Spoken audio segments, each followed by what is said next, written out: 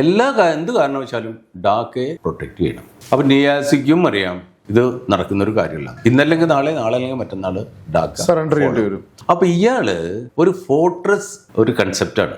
അതായത് ടൗൺഷിപ്പുകളുണ്ടല്ലോ, പ്രധാനപ്പെട്ട ടൗൺഷിപ്പുകളൊക്കെ വളരെ ശക്തമായിട്ട് പ്രൊട്ടക്ട് ചെയ്യും. എന്നിട്ട് അഥവാ ഇപ്പോൾ ഏതെങ്കിലും ഒരു ഫോർട്രസ് കീഴടങ്ങുകയാണെന്നുണ്ടെങ്കിൽ അവിടുന്ന് മെല്ലെ മെല്ലെ വിഡ്രോൾ ചെയ്യും. ഇപ്പോൾ തൃശ്ശൂരാണ് നമ്മുടെ മെയിൻ ഏരിയ. അപ്പോൾ ചാവക്കാടിനെ ആക്രമിക്കണം. അപ്പോൾ ചാവക്കാടിനെ ആക്രമിച്ചാൽ ഇപ്പോൾ ചാവക്കാട് അഥവാ ഫോൾ ആവുകയാണെന്നുണ്ടെങ്കിൽ നമ്മൾ അടുത്ത ലൈൻ നോക്കും. ഏത് ലൈനാണ്? കുന്നംകുളം കൂടുതൽ പിന്നോട്ട് വന്നിട്ട് അവിടുന്ന്. അപ്പോൾ ഈച്ച് സ്റ്റേജ് ഗിവ് എ ബാറ്റിൽ എൻഡിൽ അപ്പോഴത്തേന് ലോകരാഷ്ട്രങ്ങൾ ഇടപെടും, സീസ് ഫയർ ആവും. സീസ് ഫയർ ആയി കഴിഞ്ഞിട്ടുണ്ടെന്നുണ്ടെങ്കിൽ പിന്നെ കുഴപ്പമില്ല. അതാണ് അവർ വിചാരിച്ചിട്ടുണ്ടായിരുന്നത്. അതായിരുന്നു അവരുടെ പ്ലാൻ. അപ്പോൾ അവരവരുടെ ഡിഫൻസിനെ ഇതേ ലൈനിലാണ് അവർ ഓർഗനൈസ് ചെയ്തിട്ടുണ്ടായിരുന്നത്. പാകിസ്ഥാനിൽ, ഈസ്റ്റ് പാകിസ്ഥാനിൽ അന്ന് 5 ഡിവിഷൻസ് ആണ് ഉണ്ടായിരുന്നത്. ബംഗ്ലാദേശിനെ 4 സെക്ടറായിട്ടാണ് ഡിവൈഡ് ചെയ്തിട്ടുള്ളത്. പാകിസ്ഥാനും അതുമാതിരി തന്നെ ഡിവൈഡ് ചെയ്തിട്ടുള്ളത്, നമ്മളും അതുമാതിരി തന്നെയാണ് ഡിവൈഡ് ചെയ്തത്. അതായത് നമ്മൾ യുദ്ധത്തിന് മുമ്പ് കണ്ടിട്ടുള്ളത്. അപ്പൊ നമ്മൾ ഒരു ഏരിയ ഉണ്ടെങ്കിൽ ആ ഏരിയനെ ഉണ്ടല്ലോ റെസ്പോൺസിബിലിറ്റി കൊടുക്കണ്ടേ ഓരോ ഫോർമേഷനും. ഈ ഫോർമേഷന് റെസ്പോൺസിബിലിറ്റി കൊടുക്കുമ്പോൾ നമ്മൾ പറയണം ഇന്ന സെക്ടർ. അപ്പൊ ഈ ഫോർമേഷനെ പറ്റിയിട്ട് ഇപ്പൊ നമ്മുടെ ഓഡിയൻസിനൊന്നും അത്ര വലിയൊരു ഐഡിയ ഉണ്ടാവില്ല. എന്താണ് ഈ ഫോർമേഷൻ, എങ്ങനെയാണ്? ആർമി ഹെഡ് ക്വാർട്ടേഴ്സിന്റെ അണ്ടറിൽ ഇമ്മീഡിയറ്റ്ലി ബിലോ ആണ് കമാൻഡുകൾ. ബംഗ്ലാദേശ് ഓപ്പറേഷന്റെ റെസ്പോൺസിബിലിറ്റി ഈസ്റ്റേൺ കമാൻഡിനായിരുന്നു. അന്നത്തെ ഈസ്റ്റേൺ കമാൻഡിന്റെ GOC-C എന്ന് പറയും, general officer commanding in chief lieutenant general JS Arora ആയിരുന്നു. ബംഗ്ലാദേശിലെ ഓപ്പറേഷന്റെ കംപ്ലീറ്റ് റെസ്പോൺസിബിലിറ്റി JS അറോറയ്ക്കായിരുന്നു. ഓക്കെ, അതുമാതിരി വെസ്റ്റേൺ സെക്ടറിൽ അന്ന് നമ്മുടെ വെസ്റ്റേൺ കമാൻഡ് അതിന്റെ ഇൻചാർജ് ഒരു മലയാളിക്കായിരുന്നു, ലഫ്റ്റനന്റ് ജനറൽ KP കാൻഡത്ത്. മലയാളിയാണ്. കാൻഡത്ത് അദ്ദേഹത്തിന്റെ വീട്ടുപേരാണ്. അപ്പൊ നമ്മളുടെ അന്നത്തെ, അതായത് നമ്മള് ബംഗ്ലാദേശിനെയാണ് ഫോക്കസ് ചെയ്യുന്നുണ്ടെങ്കിലും ഇവിടെ ശ്രദ്ധിക്കണല്ലോ. അതെ, അത്രയും ഒരു കെയർ ആ ഭാഗത്ത് കൊടുക്കണം. അല്ലെങ്കിൽ നേരത്തെ പറഞ്ഞതുപോലെ ഈ ഭാഗത്തുനിന്ന് ഒരു ഇരച്ചു കയറി വരുന്ന പോലത്തെ ഒരു രീതി അവിടെ ഉണ്ടാവും അല്ലേ. നേവി അഡ്മിറൽ SM നന്ദി ആയിരുന്നു നേവിയുടെ ചീഫ്. ഓക്കെ, അതുമാതിരി എയർഫോഴ്സിന്റെ ചീഫ് അത് air chief marshal PC Lal. ഇവരായിരുന്നു നമ്മുടെ പ്രധാനപ്പെട്ട സാരഥികൾ.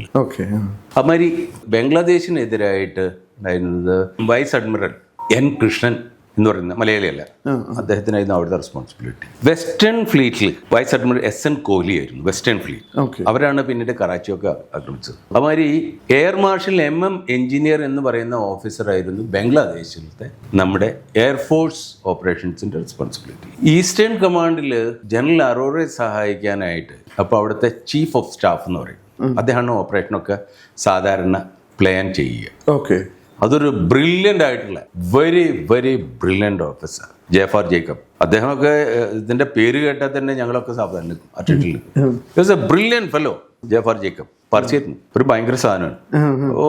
Brilliant man.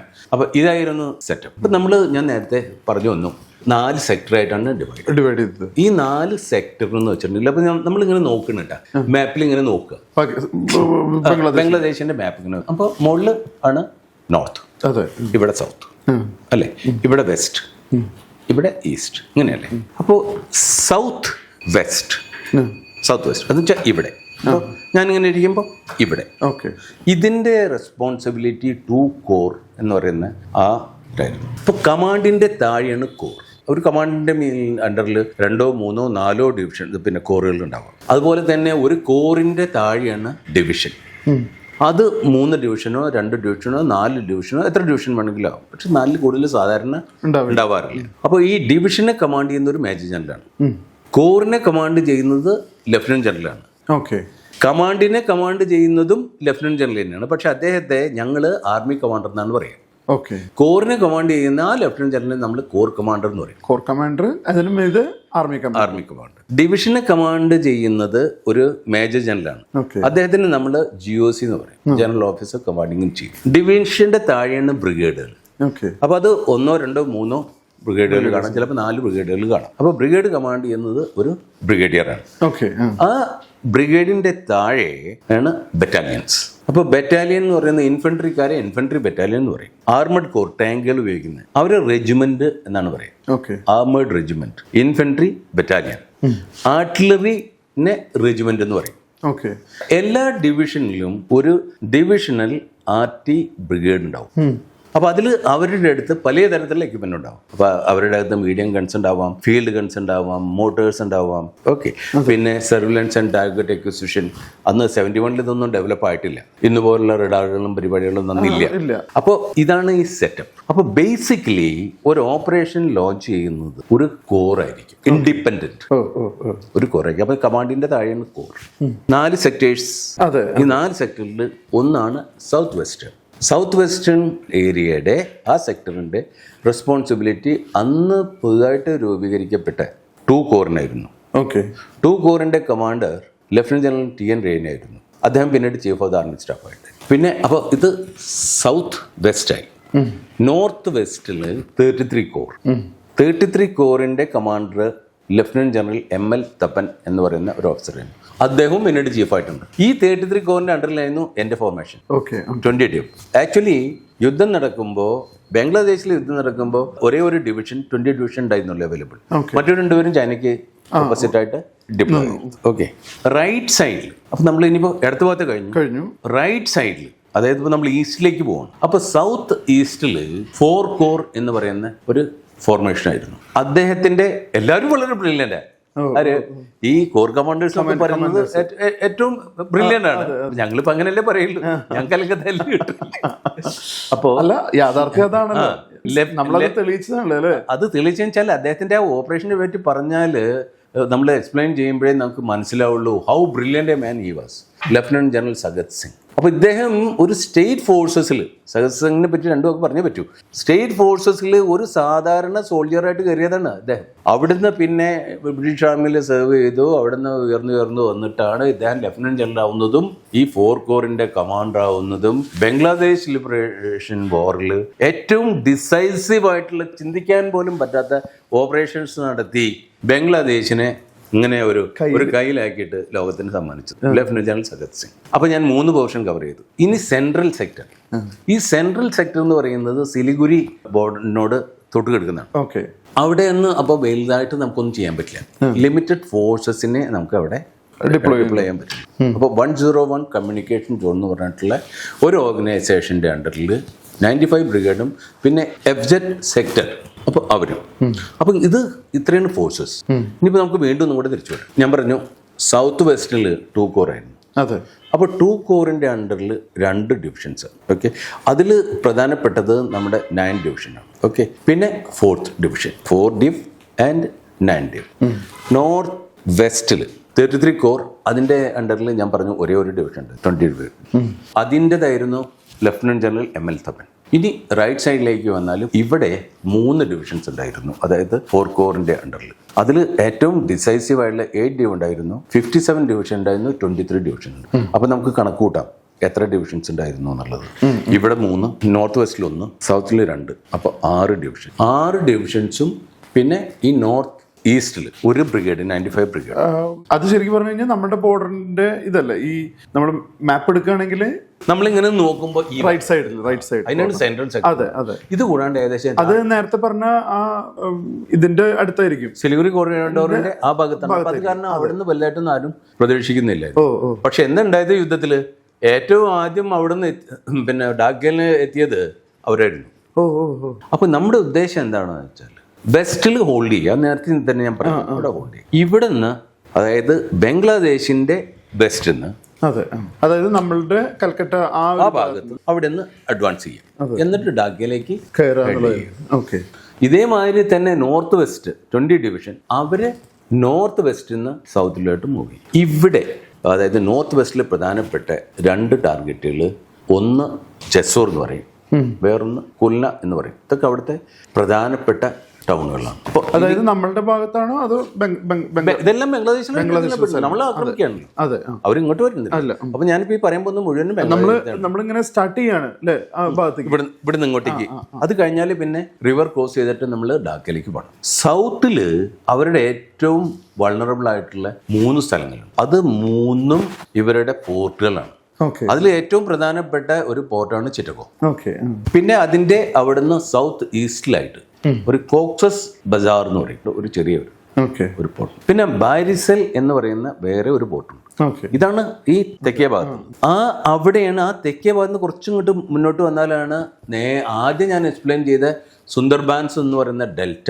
അപ്പൊ ഈ ചിറ്റഗോങ്ങിന്റെ ഒരു പ്രത്യേകത, ആ ഏരിയയുടെ പ്രത്യേകത, അവിടെ ഏകദേശം ഹൈറ്റ് ഒരു 4000 ഫീറ്റാണ്. അവിടെ ചെറിയ ഇങ്ങനെ കുന്നുകളാണ്. 4000 വെച്ചാൽ വലിയൊരു സില്ലറ്റ് എന്നൊക്കെ പറയുന്ന സ്ഥലം സില്ലറ്റ് പറയാം. സില്ലറ്റ് നോർത്ത് ഈസ്റ്റിലാണ്.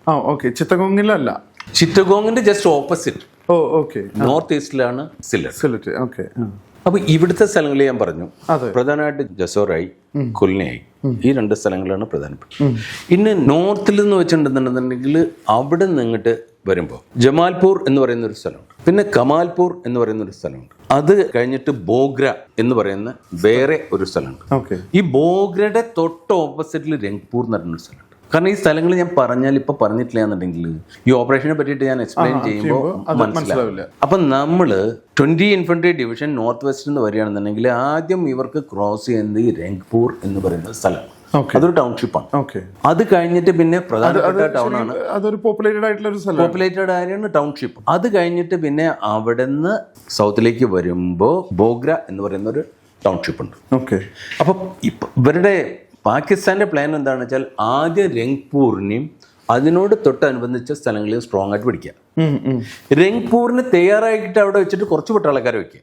അപ്പോൾ രംഗ്പൂരിൽ യുദ്ധം നടന്നുകൊണ്ടിരിക്കെ അവർക്ക് അഥവാ പിന്മാറണം എന്നുണ്ടെങ്കിൽ അവര് അവിടുന്ന് ബോഗ്രയിലേക്കാണ് വരിക. അവിടെ വെച്ചിട്ടായിരിക്കും ഇവരുടെ അടുത്ത ഡിഫൻസീവ് ലൈൻ, അടുത്ത യുദ്ധം ചെയ്യുന്ന ഇവിടെ വെച്ചിട്ട് കടക്കാതിരിക്കാനുള്ള അല്ല, അവിടെ നിന്ന് അങ്ങോട്ട് ഡാക്കയിലേക്കാണല്ലോ. അപ്പൊ ഈ ബോഗ്രയിലേക്ക് വരിക, അവിടെ നിന്ന് പിന്നെ അവിടെ നിന്ന് അങ്ങോട്ട് ഡാക്കയിലേക്ക് പ്രവേശിച്ചു. ഇനി നമ്മൾ നോർത്ത് ഈസ്റ്റിലേക്ക് പോകണം. അവിടെ ഞാൻ പറഞ്ഞു അതിനാണ് സെൻട്രൽ സെക്ടർ എന്ന് പറയുന്നത്. സെൻട്രൽ സെക്ടർ എന്ന് പറയാൻ കാരണം ഡാക്കയ്ക്ക് ഏറ്റവും അടുത്ത സ്ഥലം അതാണ്. അവിടെ കാര്യമായിട്ടുള്ള ഒബ്സ്റ്റക്കിൾസ് ഒന്നുമില്ല. അവിടെ തങ്കയിൽ എന്ന് പറഞ്ഞൊരു സ്ഥലമുണ്ട്. അവിടെയാണ് നമ്മൾ ഈ എയർബോൺ ഡ്രോപ്പിംഗ് നടത്തിയത്. അവിടെയാണ്. അപ്പൊ അവിടെ ഒരു നദിയുണ്ട്, അത് ബ്രഹ്മപുത്രയുടെ ഒരു ടെറിട്ടറിയാണ്. അതുമല്ല ഒരു ബ്രിഡ്ജ് ഉണ്ട്. ആ ബ്രിഡ്ജിന്റെ പേര് പൂങ്ക്ലി ബ്രിഡ്ജ് എന്നാണ്. ഈ പൂങ്ക്ലി ബ്രിഡ്ജിനെ ഡിഫെൻഡ് ചെയ്യാനായിട്ട് എന്റെ അങ്ങേ ഭാഗത്ത് സില്ലറ്റിന്റെ അടുത്ത ഭാഗത്ത്, സില്ലറ്റിനെ പറ്റി ചോദിച്ചിട്ടുണ്ട്, അവിടെ നിന്ന് വരുന്ന ആ ട്രൂപ്സ്, അപ്പൊ സില്ലറ്റിലെ യുദ്ധം കഴിഞ്ഞിട്ട് അവിടുന്ന് രക്ഷപ്പെടുന്ന ട്രൂപ്സ് അല്ലെങ്കിൽ അവിടുന്ന് വിഡ്രോ ചെയ്യുന്ന ട്രൂപ്സ് ഈ പൂങ്ക്ലി ബ്രിഡ്ജ് വഴി വന്നിട്ട് വേണം ഡാക്കയിലേക്ക് എത്താനായിട്ട്. അപ്പൊ ഡാക്കയെ ഡിഫെൻഡ് ചെയ്യണമെന്നുണ്ടെന്നുണ്ടെങ്കിൽ ബാക്കിയുള്ള ട്രൂപ്സ് വന്നിട്ടാണ്. കാരണം ഞാൻ പറഞ്ഞല്ലോ, ഫോർട്രസ് കൺസെപ്റ്റ് ആണ് ഡിഫെൻസ്. ആദ്യം അതിർത്തിയിലുള്ള വലിയ വലിയത് പിടിക്കുക, അത് കഴിഞ്ഞതിന് ശേഷം അവിടെ നിന്ന് മെല്ലെ വിഡ്രോ ചെയ്യും. അപ്പൊ ഈ 93 ബ്രിഗേഡ് ആണ് ഈ സെൻട്രൽ സെക്ടറിനെ ഡിഫെൻഡ് ചെയ്യുന്നത്. അപ്പൊ സെൻട്രൽ സെക്ടറിനെ പറ്റിയിട്ട് ഞാൻ പറഞ്ഞു. ഇനി നമ്മൾ ഈസ്റ്റിലേക്ക് പോകണം. ഈസ്റ്റിലെ പ്രധാനപ്പെട്ട ഒരു സ്ഥലമാണ് സില്ലറ്റ്. ആ സില്ലറ്റ്, അതിപ്പോ നമ്മൾ മാപ്പ് ഇങ്ങനെ നോക്കുകയാണെങ്കിൽ ഇവിടെയാണ് ഈ സില്ലറ്റ്. ഈ സില്ലറ്റിൽ നിന്ന് അവിടെ നിന്ന് ഇങ്ങോട്ട് വന്നിട്ട് ഒരു മൗലവി ബജാർ എന്ന് പറയുന്ന ഒരു ടൗൺഷിപ്പ് ഉണ്ട്. ഈ മൗലവി ബജാറിൽ നിന്ന് കഴിഞ്ഞിട്ട് പിന്നെ അവിടുന്ന് നമ്മൾ ഭൈരബ് ബജാർ എന്ന് പറഞ്ഞിട്ട് ഒരു സ്ഥലമുണ്ട്. ഇതൊക്കെ ഇങ്ങനെ ചെറിയ ടൗൺഷിപ്പുകളാണ്. പക്ഷെ ഇതിനൊക്കെ ഡിഫൻസ് പൊട്ടൻഷ്യൽ. കാരണം ഇവര് റിവറിനെ ബേസ് ചെയ്തിട്ടാണ് ഇവർ ഡിഫൻസ് ചെയ്യുക. അവിടെ നിന്ന് വേണം പിന്നെ ചിറ്റഗോങ്ങിലേക്ക് പോകാൻ. ചിറ്റഗോങ്ങിൽ നിന്ന് പിന്നെ വേണം ഇടത്തോട്ട് പോയിട്ട് വേണം ഈ കോക്സസ് ബജാറിലേക്ക് പോകാൻ. അപ്പൊ ഒരു ഐഡിയ കിട്ടിയ. അതെ, അപ്പോ ശരിക്കും അതൊരു ചെയിനാണ് അല്ലേ? ഒരു ചെയിനാണ്. അതായത് ഒരു റോഡ് ഇങ്ങനെ വരുന്നു, വേറൊന്ന് ഇങ്ങനെ വരുന്നു, വേറെ ഒന്ന് ഇങ്ങനെ വന്നിട്ട് ഇടത്ത് ഭാഗത്ത് കൂടെ വന്നിട്ട് ഇടത്തോട്ടേക്ക് പോകണം, പിന്നെ ഒരു റോഡ് ഇങ്ങനെ വന്നിട്ട് ഡാക്കയിലേക്ക് വന്നു. അപ്പൊ ഇങ്ങനത്തെ പറയാൻ ഞാൻ കാരണം എല്ലാ റോഡുകളും വരുന്നത് ഇങ്ങനെയും ഇങ്ങനെയും ഇങ്ങനെയാണ്. റെയിൽവേ ലൈൻസിന്റെ അലൈൻമെന്റും. അതെ, നേരത്തെ നദികളെ പറ്റി പറഞ്ഞപ്പോഴും അതേ ഒരു അലൈൻമെന്റ് അതാണ്. വേറെ വിധത്തിൽ പറ്റില്ലല്ലോ. കാരണം പിന്നെ എല്ലാം തമ്മിൽ ക്രോസ് ചെയ്യലും ഒക്കെ വേണ്ടി വരും. ഇതിപ്പോ ചുരുക്കി പറഞ്ഞാലേ ഒരു വീടിന്റെ മാതിരിയാണ് എൻ്റെ 2 വാതിലുകള്. ഞാൻ പറഞ്ഞല്ലോ, ഹാർഡിംഗ് ബ്രിഡ്ജും ഉണ്ട്, കൊറോണേഷൻ ബ്രിഡ്ജും ഉണ്ട്. ഈ 2 വാതിലും കൂടെ പൂട്ടിയിട്ടുണ്ടെന്നുണ്ടെങ്കിൽ ഡാക്ക എന്ന് പറയുന്ന ആ നിധി സേഫായി. ഇതായിരുന്നു ഐഡിയ. യുദ്ധം തുടങ്ങി ഡിസംബർ 4-ാം തീയതി യുദ്ധം പ്രഖ്യാപിച്ചു. നമ്മൾ രാത്രി തന്നെ തുടങ്ങി. രാത്രി നമ്മൾ യുദ്ധം പ്രഖ്യാപിച്ചു. അപ്പോഴത്തേനും ഇവര് എയർഫോഴ്സിനെ ഉപയോഗിച്ചിട്ട് നമ്മുടെ എയർഫീൽഡുകളൊക്കെ അവർ അറ്റാക്ക് ചെയ്തല്ലോ. രാവിലെ ഫസ്റ്റ് ലൈറ്റില് നമ്മുടെ വിമാനങ്ങള് പോകാനായിട്ട് തുടങ്ങി. അങ്ങനെ വിമാനങ്ങള് പോയിട്ട് അവരെ അറ്റാക്ക് ചെയ്യാനായിട്ട് തുടങ്ങി. പിന്നെ എയർ ബാറ്റിൽ അവിടുന്ന് ഞാൻ ഒന്ന് ഇന്റർഫിയർ ചെയ്തത്, നമ്മള് ഇപ്പൊ പാകിസ്ഥാൻ, ഇത് നമ്മൾ പറയുമ്പോഴും ഇൻഡോ പാക് ഉള്ള ഒരു പ്രശ്നമാണല്ലോ. നമ്മള് പാകിസ്ഥാൻ ആ സൈഡിലേക്ക് അല്ല അറ്റാക്ക് ചെയ്തത്, മറിച്ച് നമ്മൾ ബംഗ്ലാദേശിലേക്കാണ് അറ്റാക്ക് ചെയ്തത്. നമ്മൾ ബംഗ്ലാദേശിനല്ലേ നമ്മൾ ലിബറേറ്റ് ചെയ്യണം. പക്ഷെ എനിക്കൊരു ചോദ്യം ഉള്ളത്, ഒരുപക്ഷെ ചിലപ്പോൾ നമ്മള് ഒരു വൈഡ് തോട്ടാണ്, നമ്മൾ പാകിസ്ഥാൻ അടിച്ചു എന്ന് വിചാരിച്ചു, അതിനെ ക്യാപ്ചർ ചെയ്താലും നമുക്ക് ഈ ബംഗ്ലാദേശിനെ ലിബറേറ്റ് ചെയ്യാനായിട്ട് പറ്റില്ലേ? അതായത് മെയിൻ ഫോഴ്സ് എന്ന് പറയുന്നത് ശരിക്കും പറഞ്ഞു കഴിഞ്ഞാൽ പാകിസ്ഥാനിലാണ്. അപ്പൊ നമ്മൾ അറ്റാക്ക് ചെയ്യുമ്പോൾ ഒരുപക്ഷെ നമ്മൾ പാകിസ്ഥാനിൽ അറ്റാക്ക് ചെയ്തിരുന്നെങ്കിൽ അപ്പോഴും നമുക്ക് ഈ ലിബറേഷൻ പറ്റുമായിരുന്നില്ലേ? നോ, പറ്റില്ല ആന്റോ.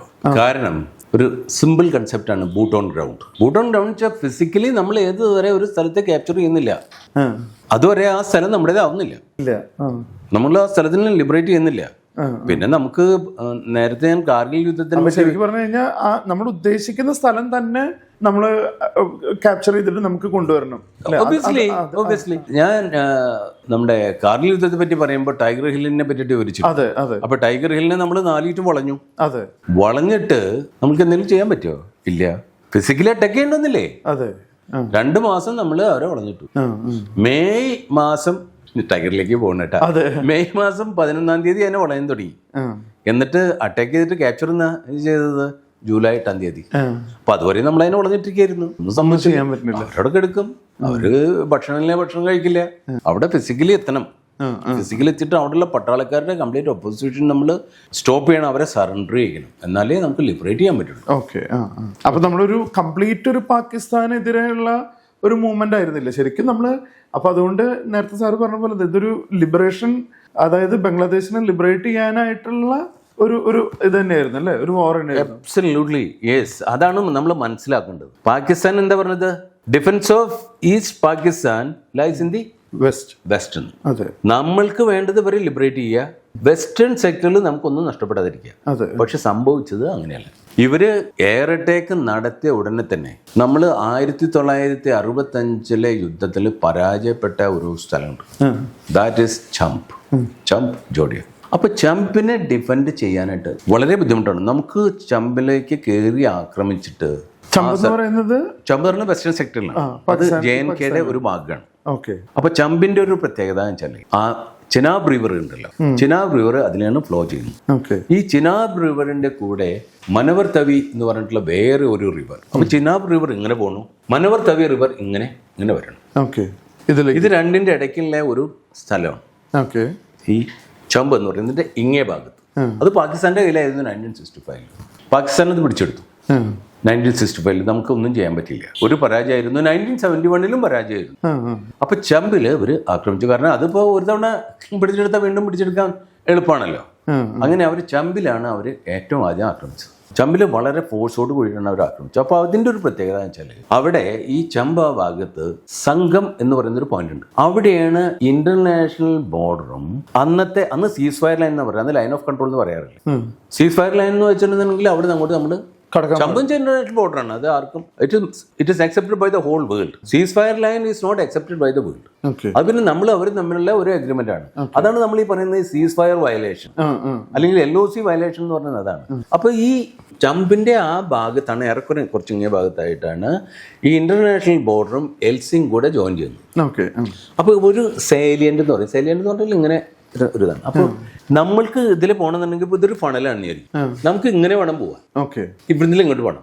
അവർക്ക് അവിടെ നിന്ന് ഇങ്ങോട്ട് വരണം. അപ്പൊ അവർക്ക് മൂവ് ചെയ്യാനായിട്ട് കുറച്ച് സ്ഥലമുണ്ട്, നമുക്കതില്ല. അവര് ഫോഴ്സ് ആയിട്ട് വന്നാല് നമ്മൾക്ക് അവരെ പടഞ്ഞു വെക്കാനായിട്ട് വലിയ ചമ്പിൽ അതാണ് സംഭവിച്ചത്. പിന്നെ നമ്മുടെ അവിടെ ട്രൂപ്സിന്റെ ഇത് വളരെ തിന്നായിട്ടുള്ള ട്രൂപ്സ് ആയിരുന്നു. 10 ഇൻഫൻട്രി ഡിവിഷൻ എന്ന് പറയുന്ന ആ ഡിവിഷനാണ്. അപ്പൊ നമുക്ക് പാകിസ്ഥാനെ ആക്രമിക്കാനായിട്ട് 10 ഡിവിഷനൊരു പ്ലാൻ ഉണ്ടായിരുന്നു. പക്ഷെ നമ്മൾ ആ പ്ലാൻ എക്സിക്യൂട്ട് ചെയ്യുന്നതിന് മുമ്പ് അവർ ചമ്പിനെ ആക്രമിച്ചു, ചമ്പ് പിടിച്ചെടുത്ത്. പിന്നെ അവർ അവിടെ നിന്ന് ഇങ്ങോട്ട് അഡ്വാൻസ് ചെയ്യണം. അപ്പൊ ഇത് ഡിസംബർ 4-ാം തീയതിയാണ് സംഭവം. അവരവിടെ നിന്ന് അഡ്വാൻസ് ചെയ്തിട്ട് വന്നാല് അടുത്തവരുടെ പോയിന്റ്. അപ്പൊ ചമ്പ് കഴിഞ്ഞാൽ പിന്നെ ജോഡിയ എന്ന് പറഞ്ഞൊരു സ്ഥലമുണ്ട്. ഈ ജോഡിയ എന്ന് ഒരു 33 കിലോമീറ്റർ ദൂരത്താണ് അക്നൂർ എന്ന് പറയുന്ന സ്ഥലം. ഈ അക്നൂറിന്റെ ആ ഭാഗത്ത് കൂടെയാണ് പിന്നെ നമ്മുടെ പുഞ്ച് റിജോറിയിലേക്കുള്ള റൂട്ട്. അപ്പൊ ഇവര് അക്നൂറിൽ ഇവർ എത്തിക്കഴിഞ്ഞാലേ അവിടുന്ന് 30 കിലോമീറ്റർ ദൂരത്തിലാണ് ജമ്മു. അപ്പൊ ഇവര് അക്നൂർ ഇവര് പിടിച്ചെടുക്കുകയാണെന്നുണ്ടെങ്കിൽ നമ്മുടെ കംപ്ലീറ്റ് പുഞ്ച് റിജോറി ആ ഭാഗം മുഴുവനും പോയി. അപ്പൊ നമ്മൾക്ക് അവിടെ കാര്യമായിട്ടൊന്നും ചെയ്യാൻ പറ്റില്ല. പക്ഷെ എന്തുണ്ടായി, ഈ യാഹ്യ ഖാൻ മൂപ്പർക്ക് കുറെ നല്ല സ്വഭാവങ്ങളൊക്കെ ഉണ്ടായിരുന്നു. അപ്പോൾ യാഹ്യ ഖാൻ അവിടുന്ന് ഇവര് ജോഡിയ പിടിച്ചെടുത്തു. അപ്പോൾ അവിടെയുള്ള ആ ഭാഗം മുഴുവനും നമ്മുടെ പോയി. പലാമാല എന്ന് പറയുന്ന ഭാഗങ്ങളൊക്കെ അവരുടെ കയ്യിലെ അവരത് പിടിച്ചെടുത്ത് അവിടെ നിന്ന് ഇവിടെ വന്നിട്ട് അക്നൂറിൽ എത്തുന്നതിന് മുമ്പ് ഈ 30 കിലോമീറ്റർ ദൂരത്തിൽ മൂപ്പരൊന്ന് ഹോൾഡ് ചെയ്തു. എന്നിട്ട് നൂർജഹാൻ എന്ന് പറഞ്ഞ നല്ല ഫേമസ് ആയിട്ടുള്ള ഒരു സിംഗർ ഉണ്ടായിരുന്നു, അദ്ദേഹത്തിന്റെ ഗേൾഫ്രണ്ടൊക്കെ ആയിരുന്നു ഈ യാഹിയ ഖാന്റെ. അങ്ങനെ അവിടെ വെച്ചിട്ട് ഒരു പ്രോഗ്രാം നടത്തി. നഡ് എന്ന് പറഞ്ഞൊരു സ്ഥലമുണ്ട് അവിടെ, ഞാൻ പോയിട്ടുണ്ട് അവിടെ, ഞാൻ റെജിമെന്റ് അവിടെ ഉണ്ടായിരുന്നു. അപ്പോൾ അവിടെ വെച്ചിട്ട് ഇവര് ഒരു ടമ്പൊക്കെ അടിച്ച് 2 ദിവസം വിശ്രമിച്ച് ഇത്തിരി വെള്ളമൊക്കെ അടിച്ച് രസിച്ചിട്ട് എൻജോയ് ചെയ്തിട്ട് പോകാമെന്ന് വിചാരിച്ചു. ഈ 2 ദിവസത്തിന്റെ ഗ്യാപ്പ് ഇവർ തന്ന കാരണം നമ്മൾ അപ്പോഴത്തന്നെ അവിടെ അഡീഷണൽ ഫോഴ്സസിനെ കൊണ്ടുപോയി. നമ്മൾ കുറച്ചുകൂടി അഡ്വാൻസ് ചെയ്തു. നമ്മൾ ആ ലൈന് അല്ല, അപ്പോഴത്തെ നമ്മൾ അഡീഷണൽ ഫോഴ്സസിനെ കൊണ്ടുപോയി. അപ്പോൾ നമ്മൾ ഈസ്റ്റേൺ നല്ല വെസ്റ്റേൺ സെക്ടറിൽ നിന്ന് ഒരു ബ്രിഗേഡിനെ അവിടേക്ക് പറഞ്ഞയച്ചു, പുഞ്ചിനെ പ്രൊട്ടക്ട് ചെയ്യാനായിട്ട്. അപ്പോൾ ഒരു കാരണവശാൽ ഇവർക്ക് പുഞ്ച് പിടിച്ചെടുക്കാൻ പറ്റില്ല. അപ്പോഴത്തെ നമ്മുടെ ഒരു ബ്രിഗേഡ് അവിടെ എത്തിയിട്ടുണ്ട്. അപ്പോഴത്തേക്കും നമ്മൾ ഡിഫൻസ് ഒക്കെ തയ്യാറായി. പക്ഷേ ചമ്പ് നമ്മളെ സംബന്ധിച്ചിടത്തോളം ഒരു പരാജയമായിരുന്നു. ഒരുപാട് കാഷ്വാലിറ്റീസ് ഒക്കെ ഉണ്ടായിരുന്നു, ഒട്ടേറെ കാഷ്വാലിറ്റീസ് ഉണ്ട്. അസത്തിൽ it was a great failure.